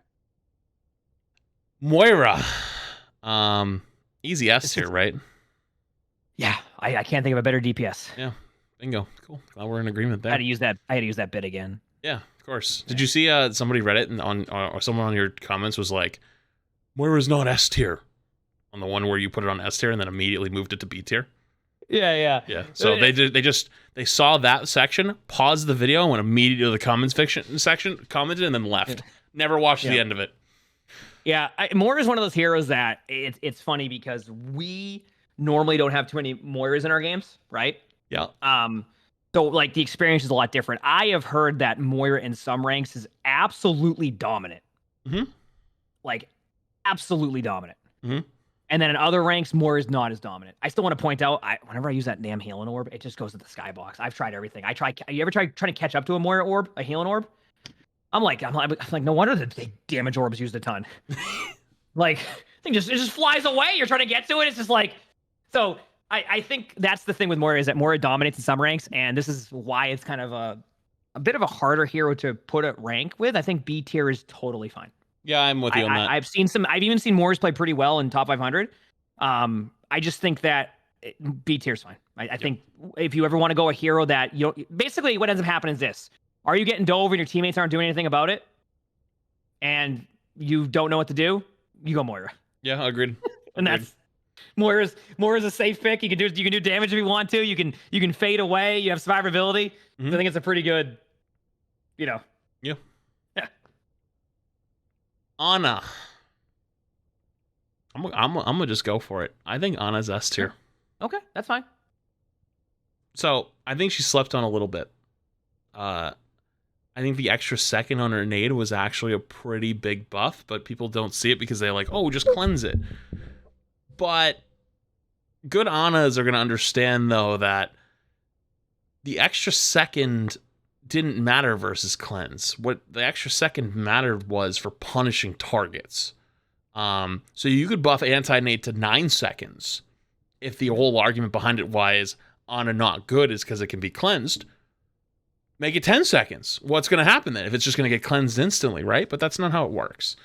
Ana's the 4 seconds now actually makes it so she's actually can punish characters like Hog if they're not running a Kiriko or the cleanse has already been used. And there's a lot of reasons for Kiriko to use her cleanse now. Think about it. If you're playing Orisa and you have Ana and their Hog goes for heal and then your Orisa javelins him out of heal, their Kiriko needs to cleanse him immediately because he's going to die. So you cleanse him. There it is. Guess what comes in next? Anti-nade. I wouldn't say she's as dominant as something like, maybe Kiriko. I think she's like a little bit less strong than Kiriko, but I think that actually Ana and Ramacho are really good together. So depending on what your team is running, Ana can very easily be S tier, no problem. So I'm actually going to stick with her in S tier, where she's a little bit more niche than Kiriko. Kiriko you can just pick no matter what. But I think that Ana actually is just as strong. The only reason why she's not being played as much is because Kiriko is a little bit better with Hog and maybe even Orisa as well. Yeah, I think I probably... It's tough to say for me. I think in one of my tier lists I said I put Ana in A+. Yeah. I still think that with Kiriko being as strong as Kiriko is, and this is more purely like in our rankings especially. Mm-hmm. I see so much Kiriko mercy, and like if the discussion came down to would you have a Kiriko or an Ana right now? Mm-hmm. A lot of the time, I think a lot of people will go with Kiriko, even if there is a Hog, because Kiriko can still enable Hog, or prevent Hog from doing a lot. Both ways. Not like fully, obviously, like, Hogs, you have to time the cooldowns correctly, a bunch of stuff there, but I think I have Ana like A+, but I think Ana is so close to being S tier soon. A couple mid-season adjustments, and you could be looking at Ana being absolutely right up there. I mean, you got to remember, Ana also got the damage increase, right? If I'm correct? So extra healing too. Exactly. You got extra, like a bunch of buffs there. Ana's right there, like really close. I think she's there. I actually think she's already there. That's my opinion on it. I think she's there. I actually think that Kiriko is still really good. But I honestly, I don't even mind getting an Ana on my team. I actually like it. I don't either. I mean, but that's also because of my hero pool. I'm playing a lot of like Orisa and Ramacho right now. So when I have an Ana and I'm like, you want Nano? I'm like, do I? And I start, javelin spinning in like, Nemesis form. Like, of course I do. Yep. So I don't complain one bit. Yeah, I think like I said, I think Ana's like pretty much right there. I just go with A+ at that point. That's just my way of almost having Ana in S tier. So, you ready to make everyone go nuclear? Depends where we put this next hero. I think Brig is a B tier. Now hear me out on this. Or everyone goes crazy. Brig is actually good, but this meta doesn't favor her. Just like in the history of Overwatch, it's always been that since the dawn of time. Lucio and Brig are never good at the same time unless played together. Ghosts, Brig was really good. Lucio was really good. Played together. And we got into later metas where Zen was played, Zen Brig was played, or, even Lucio Ana or Lucio Bap, but you didn't play Brig and Lucio together. There was that Junker Queen meta where you played Brig Lucio together and it was good. But otherwise, you never have those two be meta because Lucio enables aggression comps to go forward, Brig enables poke comps to play back. So Brig is mostly an area denial protection support, while Lucio is a W key hold, we go forward type of support. The only thing that I would give is that is not that good about Brig right now is her ult is much worse than it was in Overwatch 1. But I think very, very, very, very easily Brig could become a almost must pick. And there's a few Brig 1 tricks on the ladder that like very high rank right now. Like I think one of the Brig 1 tricks was actually like top 20 last week. I haven't checked since then, but there was one that was like top 20. And the way you're playing Brig in this current format is not that different than how you're supposed to play Brig, because you're playing the Mercy Kiriko comps. You're not playing Rush anymore. You're playing Mercy to pocket the Sojourn and let the Sojourn go crazy. And the tanks aren't holding W the same way they used to. Yeah, sure, Orisa and Hog kind of brawl, but they're not like W keying into the backline kind of like you would on a Rhine comp or even the Zarya comps. It's differently played. It's brawling, but not holding W type brawl. And that's where I think Brig could end up becoming really, really good. And we saw when we watched the Fuel Shock show matches, when they played Ramatra, there was one of the game modes that they played. They had to play Ramatra, and when they played Ramatra, both teams played on a Brig. They both played on a Brig.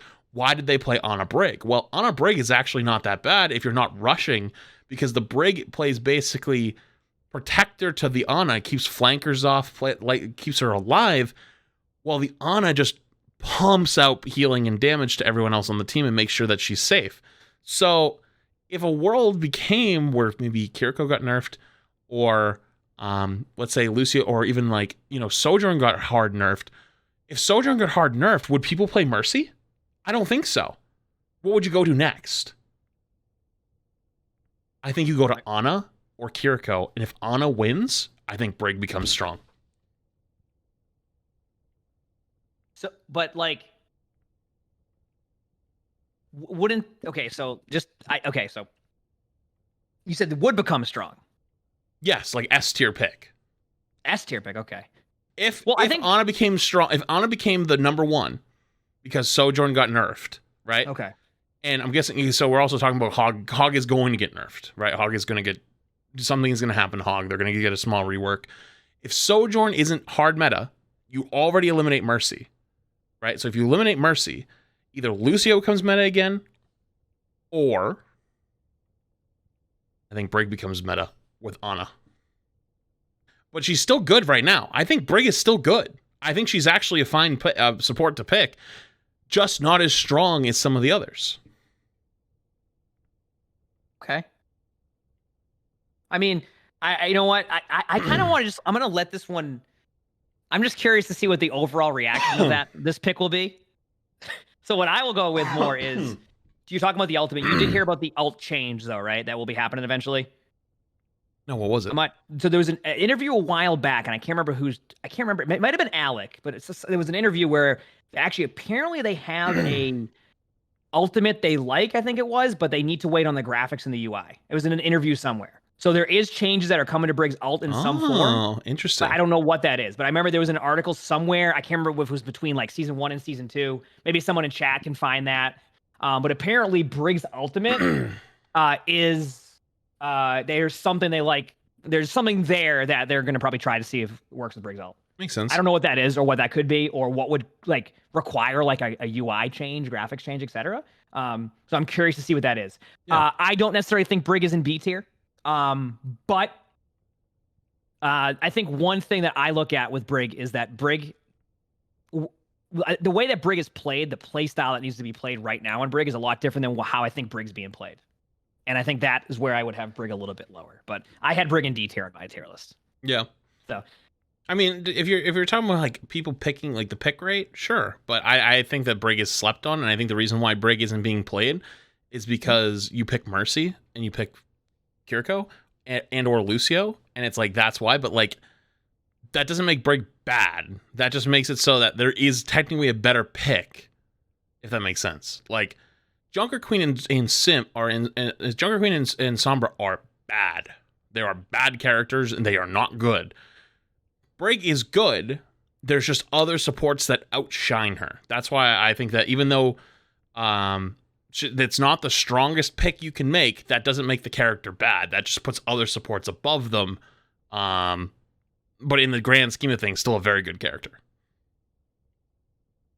Okay. I mean, hey, listen, I like playing Brig. You know what? I'll probably stick with either D or C tier with Brig right now.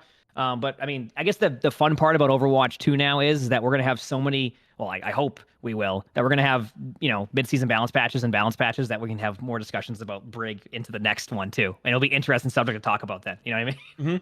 Mm-hmm. So yeah, listen, you were right on the hot take with that one, but I think that's the fun part. I'm very curious to see what everybody's opinion on that is too, because I can tell it's the discussion about Brig is definitely a pretty good one right now. Also, December 6th apparently is when Alec tweeted that about the Brig stuff. Oh, no shit. Yep. Good to know. All right, this one we don't really have to talk about, right? Just S tier. Yeah, Kiriko's S tier. I don't think there's. I talked about it. Cooldowns, abilities, everything's Kiriko's fun. Everything Kiriko. I will talk about this for a second. I think Lucio might be more A tier now. I had Lucio in S tier, but I think that's moved a little bit now with some of the recent changes. I don't think that Lucio that could shift though. Keep in mind, there's very high chance that if the meta shifts to some like Lucio Rush Ramatra meta, Lucio's right back in A tier. S tier. Oh yeah. But I think right now, I think Lucio is more in the A tier because we've come into more of almost a pocket sojourn, go for one shot type of play style rather than just rush in play style. Once again, that shifts though. You could have a really good Lucio, Orisa, Russian comp, but I'm finding that Orisa's mobility is so good that you don't necessarily need a Lucio right now.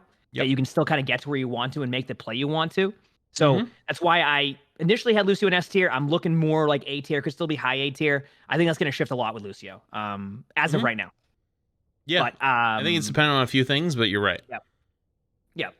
What's this tier? Actually, people have asked that a lot. And I'm curious what your take on this is too.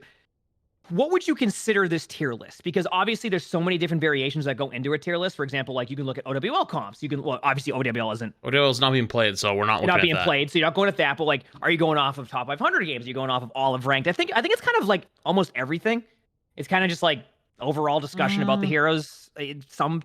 I mean, I don't know. I don't really like putting stuff in a box like that. I think that's kind of like a good way for people to write stuff off. It's like, well, they're only talking about their rank, so it doesn't matter for mine. That's fair. Yeah, I was just wondering. No, most of this actually would apply through most of the ranks. The only thing that I would say is like outliers is like, example, Ryan would probably be really like S tier and bronze. Why is that? Because they have no mechanical skill, and that playing a big brawly like tanky character against people that don't have much mechanical skill with a character that doesn't require a whole lot of mechanical skill will then make it good. That doesn't make the character good. That just makes the circumstances around it not like what you would consider an ideal FPS game. So like there's always going to be outliers. There's always going to be like, there's always going to be extremes of things. But this, I don't think I would say like this is like only top 500. This is only this. Like, I think a lot of this would actually apply through 99% of the, or 95% of the ranks, with some small variations here and there. But like, you can't account for everyone's player skill, like you can only account for so much. I'm just vibing, having a good time talking about Overwatch. That's where I'm at with this. All right, this is a hot take one. No, this isn't a hot take. This isn't even a hot take. Anyone who disagrees with this is literally a moron. Mercy is S tier, and Mercy's not S tier because the character is broken. It's because of what she does in enabling a broken character. That doesn't make the character not S tier. It doesn't make it not good.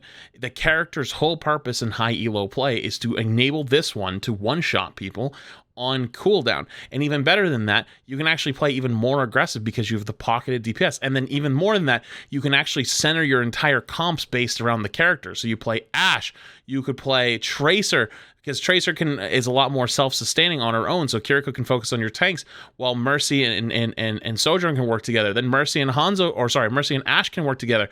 Hell, even Mercy and Soldier, like something to fall back on during those mid-fights. Things that Mercy can enable then also become good, because Mercy is enabling currently what is the best character in the game. Now, what also makes Mercy really good? Her S tier is also comes from things like res. So because we're in one-shot meta right now, basically, where Widow is pretty good, Ashe is pretty good, Sojourn is dominant, you end up opening fights with a pick. So what ends up happening is a Sojourn sits back and then gets her railgun, shifts, jumps, looks, one taps someone. What happens when that happens 90% of the time? Well, it's around like your most of your team's around the corner, but somebody was peeking out to do damage. Well, guess what? Mercy walks over and pops the res, and boom, it's undone now. And now you get to start the fight at 5v5 again instead of 4v5. That res, even though slow, in a lot of situations when the first pick happens, is able to be canceled out and makes res really, really powerful in how the game is currently played. If we were playing a super rush meta and everyone was holding W with Lucio, we wouldn't have time to res. But because we're not playing Lucio comps, we're playing slower and playing more poke, Mercy has enough time to get those reses and removes those first fight picks. And even better, if she has something like Valk, mid-fight can end up bringing the tank back to life, and having your tank alive determines the fight almost as much as your Sojourn getting one taps. And I would say in ranks Masters and below, probably actually determines it more. But also on top of that, Mercy's second thing that makes her S tier is her movement. Good Mercies are like F-22 Raptors flying around in circles. You can't kill them. It's impossible. What makes a good Mercy player is they're always the last one to die, or they never die at all. The best Mercy players never die. They're always the last one. Bad Mercies are the ones that die first. If you're dying first as Mercy, you got a lot of improvement that needs to happen. But if you die last consistently, then you're doing well on Mercy, and that's what you should strive to do. So the one-shot capability she enables, plus the pocket she enables, plus the ability to remove a first fight pick as before the fight even starts, is what makes her so powerful. Also, she got 5 extra bullets to her pistol, so obviously that character's going crazy in the damage department. Am I right? I was gonna. Just wanted to make sure. I think. Good boy, Sully. Sorry. I think. I would say, because I had put Mercy in S tier too. A lot of it really is just current meta. Mercy is paired with a lot of the heroes, just plays so well. It doesn't necessarily mean like, I think sometimes when we look at like S tier and like F tier, it's not necessarily meaning like, oh, this hero is absolutely broken, they need to go nerf Mercy. It's more along the lines of like, Mercy brings a lot to the table. Some people do think that though. You gotta understand. That's I think just to discuss Mercy a little bit, it's like, Mercy's just currently plays really well with a lot of the heroes. I don't think like you need to go and nerf Mercy's healing, right? No, I don't think you need to do that. I mean, it could be argued maybe it needs a little bit more healing. I'm not saying that's the case, but you get my point. Like, there's different variations with Mercy where Mercy just plays well in the current comp. I mean, Sojourn is the most dominant hero in the game. Mercy plays well with Sojourn. Mercy is just Mercy's you want to get people really angry before we move on? What's up? I think that damage boost is fine, but Discord needs to be completely reworked. So people will talk about damage amp being too strong. I think Discord Orb is 10 times more unhealthy than damage boost is. Anyways, let's move on to Zen. How do you feel about Zen? Talking about damage boost, I think that's going to be a discussion that happens later in Overwatch. If they can't let them go. Find a way. You gotta let them do their thing. What? You're supposed to just say it and then let them go crazy about it. That's the whole point. I mean, didn't we already do that with Brig? No, we talked about Brig for like 10 minutes. See, we even got Super Saiyan. Hog cannot be S tier with Orisa currently the way she is. Oh, okay. So according to Super, by the way, just to add on to the tier list here, Super says in the chat, Hog cannot be S tier with Orisa currently the way she is. How do you feel about that? And then we'll go on to the next stuff. Well, wouldn't that still make Hog S tier though? Just because Orisa just shuts them down. Like if you remove Orisa from from that pick, then Hog is still dominant though. No? Well, I think the argument there is, and this is the argument with that, is that Orisa against Hog, it kind of almost, like if you go Orisa against a Hog, more than likely Orisa's going to win that 1v1 right now. Yeah. I think that's the discussion there. For sure. Absolutely. Yeah. But Orisa is like the necessary evil versus Hog. Mm-hmm. But I don't think Orisa is like, so I think, for example, if you pick Winston, I think Winston's actually really, really good if they play Orisa. I think that you can actually just go bully their backline and go crazy, but then you can just swap Hog and then you blow up the Winston and then that's it. So it's better to just stay on the Orisa in ranked. Now, obviously, this is not pro play. In ranked, it's just better to stay on the Orisa and keep them from going anything else than to swap, to Winston and try to get more value. Okay, that's at least what I think of it. Like it's kind of like how in season 1 it was like Diva, Zarya, and Winston. Like everyone's playing like those three. And it's like, yeah, even though you could go Winston and do pretty well against Zarya, it was typically better to just stay on the Zarya. So like they didn't go Diva and just blow you up. That's at least that's how I think of it, at least. All right, understandable. Yeah, it was just a really cool point actually, because then I thought about it too. When Super had mentioned that, I'm like, well, that kind of goes into the discussion about what we had, where like you can't have certain heroes in like the same tier. I'm like, oh, that is kind of interesting, because technically Hog and Arissa's was designed to counter Hog, so that puts Hog in a unique spot with that. Hi, buddy. Sorry, it's always saying hi. It was just interesting on that one. Yeah. Oh, out of curiosity, Super, if you're still there, where would you put Hog on a tier list? I'm curious now. We'll come back to that in a second. Zenyatta, I'll let you take Zen here, because I think Zen has a discussion about Discord Orb, and we were talking a little bit about damage boost. Is like, I'm trying to think of a good way to put it. I wonder if there's going to be an issue in Overwatch in the future where damage boost makes it hard to balance some of the heroes that they can't figure out how to like nerf, right? Because it goes for a lot of heroes. Yeah. Any damage increase makes it so, like, for example, how would Overwatch be if Soldier was at 20 damage, but there was no heroes that were increasing damage, right? Because anytime you buff Soldier to 20 damage, Soldier becomes like unstoppable, because you're either playing with a Zen or a Mercy or something like that, right? Or even like BAP. So I'm curious to see what would happen with lower damage boosted. But anyway, yeah, go ahead. Yeah, I'm with you on that. I think Discord Orb should be like 15%. But like, regardless though,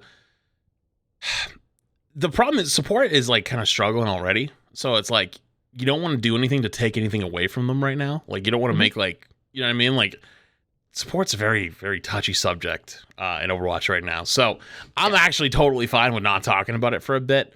Okay. But that's fine. In Overwatch 1, Discord Orb was still kind of oppressive to play against, but it made sense, right? Like, you had to still pick which tank you put it on and stuff like that. But in Overwatch 2, like, is there really a reason for putting your Discord Orb on anything other than a tank when you're, except if you're dueling someone in a 1v1? Is there any other reason to like put it on someone other than the tank in like 99% of the like situations? Like, I feel like most situations it's just like put it on the tank and leave it there. And because the tank's getting shot up by most people anyways to try to like win the frontline war, it just makes more sense. And it went from being what Overwatch 1 was in its original state of, you know, like pre-roll queue. You had to decide who it's going on at all times and trying to figure out, like, you know, even backing like goats, like, are you trying to get it on their Zarya when she doesn't have bubble? Are you trying to get it onto their Rhine? Like, where is it trying to go? To now, it's like you don't even have to think about it. There's no decision. It's just put it on the tank and leave it there. It feels kind of lazy. You know what I mean? Okay. So just one, and to talk about Hog for a second, Hog Super did say, like high A, so probably like that A+ tier we've talked about. Oh yeah, 100%. I see that. Yeah. My only thing would be to that, because I don't disagree. I'm actually kind of with you on that, at least for like high level ranked. But I feel like if you have to pick another character to make sure one doesn't get value, in this case being Hog is so strong that you need to pick Orisa to shut him down, is that character still not S tier then? Because to me it is. Even though Orisa still wins the 1v1, I like, yes, Orisa's S tier, but Hog is so dominant and so strong that you have to pretty much pick Orisa to stop him. I think that still keeps Hog as like an S tier character. That's at least how I think about it. Yeah. But I don't, I'm fine with that. I'm not like, no, you know what I mean? Yeah, it very much, it honestly seems like it's very like the discussion on that's almost like it's pretty close. It's just a little bit of a difference of like, well, you know, Super just said like it's because Orisa doesn't get value. Basically, Orisa can still get value if Hog is not in the game, which I guess is the counter argument to that is what Super's going with. It's like basically if Orisa's still playing in the game, Orisa still does really well, right? So I think it's a good discussion. It's a really cool discussion, and it makes me want to keep. I think we really need to start doing like a Tank Q podcast and talk more about Overwatch in general. You just have to hit Q for tank and then. I know, Q for tank. I would love to get some people go on and just talk Overwatch. I think it'd be great. Hey, we'll have to try to get Super on. Just kind of just talk about stuff. Dude, podcasts are tough though. We'd have dude, we got to get someone who's actually good at this stuff. I know. I mean, I've done a little bit of like hosting stuff, but it's actually preparing it. That's the hard part, dude. Podcasts are actually hard to do. It would be fun to like bring like Super in sometime too when we talk about tanks and stuff. Have like a whole discussion. It'd be kind of cool. Yeah, I'd be down. Yep. But to the Zenyatta thing in general, I think that is something we're going to be talking about when Zen becomes meta. I just so everybody knows, there was a meta where Zen was meta, where they gave Zen, I just said meta and Zen like 3 times. Yeah. Where Zen had 225 HP, and Zen became like unkillable, but also made it impossible to play tank. Like Zen just dominated, which actually is funny because we ended up going into the sustain meta of like what's called Jotes, the Brig Lucio Jugger Queen meta.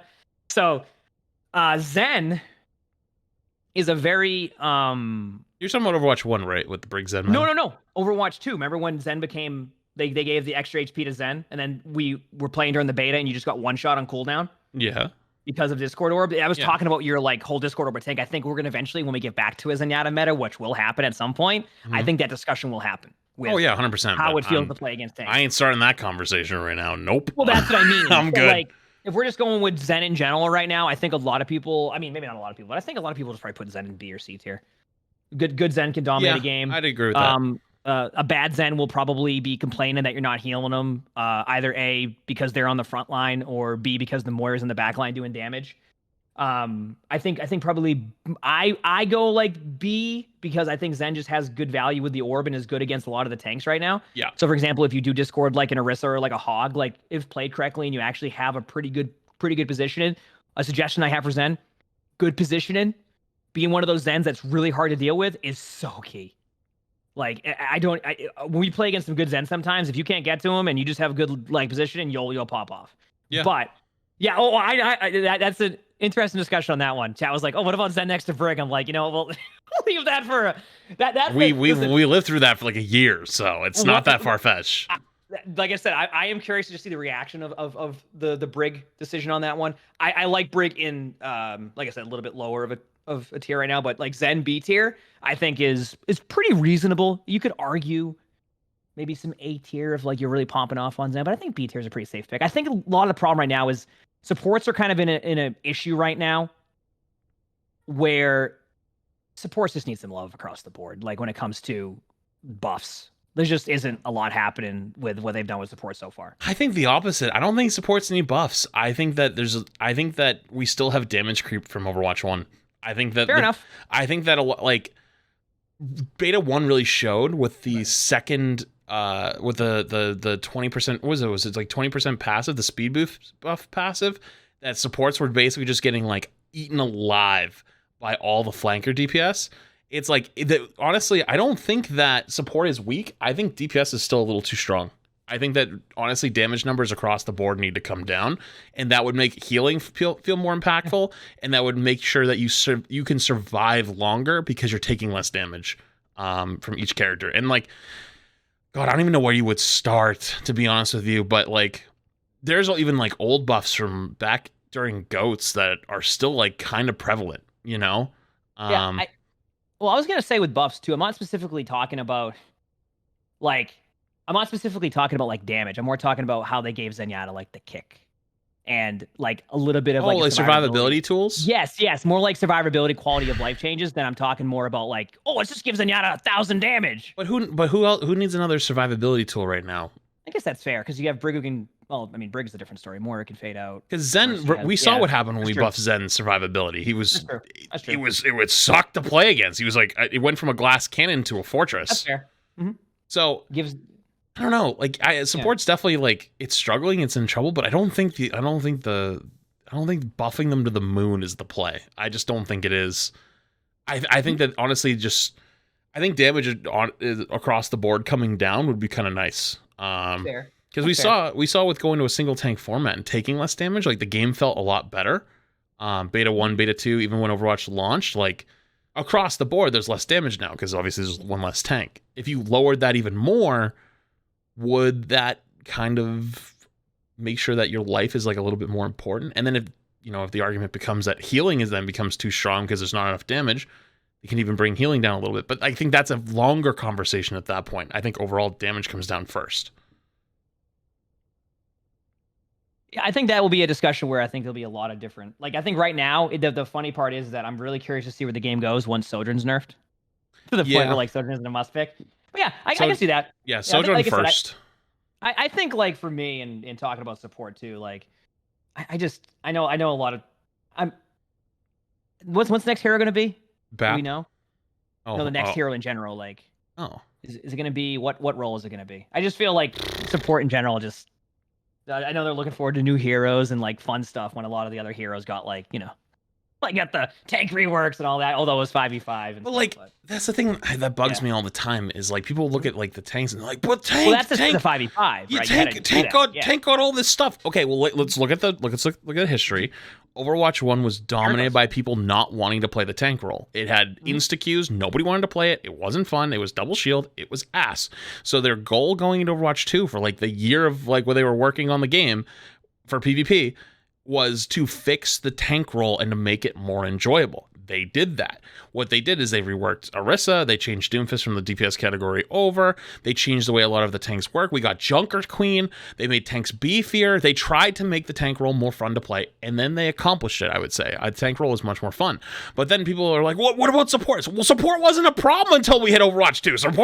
Support actually, for most people, was actually an overpowered role in Overwatch 1. It was too strong to the point where we actually didn't even need to play healing constantly. We played Brig Zen because Brig would sit there and protect Zen. Zen would just blast people out of Narnia, and you played double shield or you played Sigma Hog, and the Hog would sustain on his own, and Sigma would sustain on his own with low healing, and supports would be have a third DPS. It was insane. We went through that for like a year. So when people say support like sucks and they need to fix it right now, agreed, but that wasn't a problem until 2 months ago. Like, actually a little bit further, I would say. Even in the betas we started to see the problem, to be honest. But so I'll give you that. It's been a longer than, I'd say it's probably been about 6 months, but even beta 1, fixing the DPS passive made it way better. I honestly don't even think that the passives are even the best thing that you should have. I think the passives are causing the problems on their own as well, but I don't know. That's a different conversation.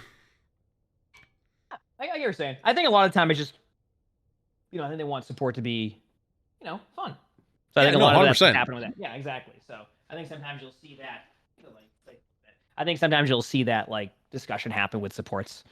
I guess like being like more like supports these buffs is not the correct for that one. It's more like I just having support, having ways to make the supports fun, whether that's a rework or not. Kind of like with Brig having maybe the ultimate change, things like that. Oh yeah, absolutely. Maybe changing up a little bit of like the kits if it allows for those heroes to be more fun. I also look at it from like the tank player point of view, where I just see what Orisa was and what Orisa's become now, and just be like, oh, Orisa's so fun to play now. That yeah, but there's people that already think she's not fun. Like, she's not fun to play against. She's not fun to play with. But that's going to happen with a lot of metas anyway. But that's always going to happen whenever a character becomes strong. There's a difference between a character being strong and a character not being good for the game. And something like Hog, with the constant one tap and the constant just like running around, no care in the world, healing off cooldown, like, you don't even need there's a reason why Hog is so good in something like Arcade. You don't even need teammates. You just do what you want. And that's what makes it not fun. Sojourn running around one tapping people and having the mobility she has, I think is something that's also not that good. But like, at what level can every character get reworked and all these other things? I don't know. It's such a harder conversation to have at that point. I feel like if we ever do another tier list too, we should also have like CarQ on here, or like ML, like a support player, etc. Dude, CarQ's tier lists are actually worse than ours, like by far. You should have seen his tier list. It was the worst thing I've ever seen. I think it'd be fun because like sometimes I also feel like I would like to see like kind of like, okay, like CarQ, when we're talking about supports here, are we just completely, you know what I mean? Or how do you feel with supports and stuff like that? It'd be fun to do that, you know what I mean? Yeah. I think it'd just be fun to like have that type of discussion, because obviously sometimes too when we you put Flats and I in a support duo, it ain't gonna go that well. Oh yeah.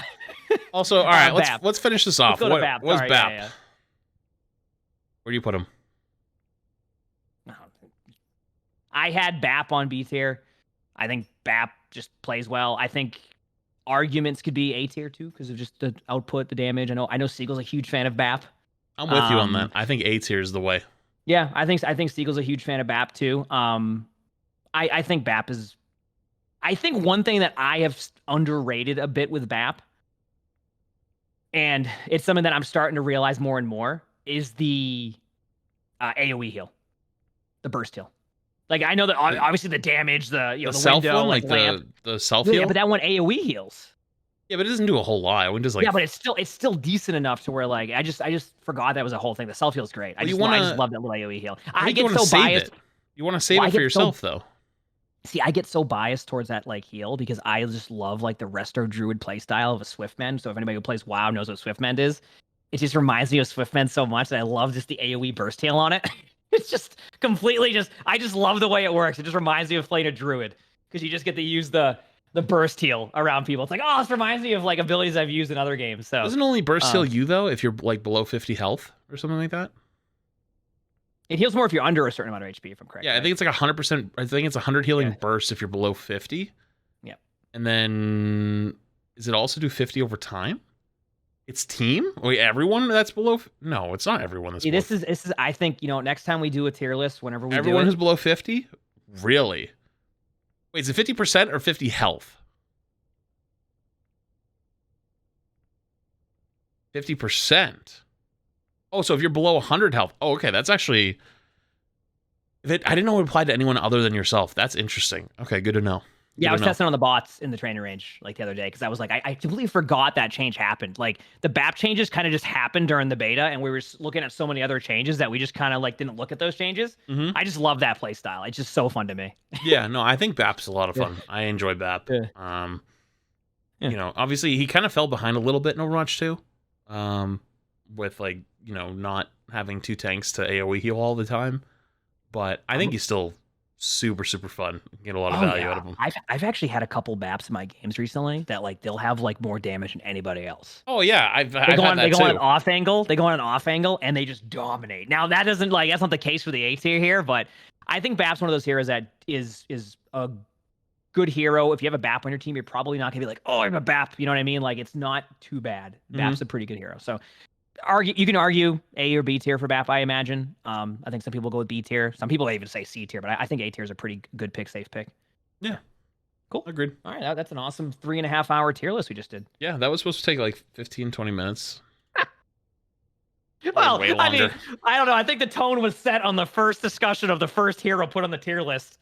At that point, that was not that was 15 minutes in itself. Wait, what was the first? What was the first hero? Who did we put I on don't first? even remember. It was that long ago. We put Winston. It wasn't even that crazy.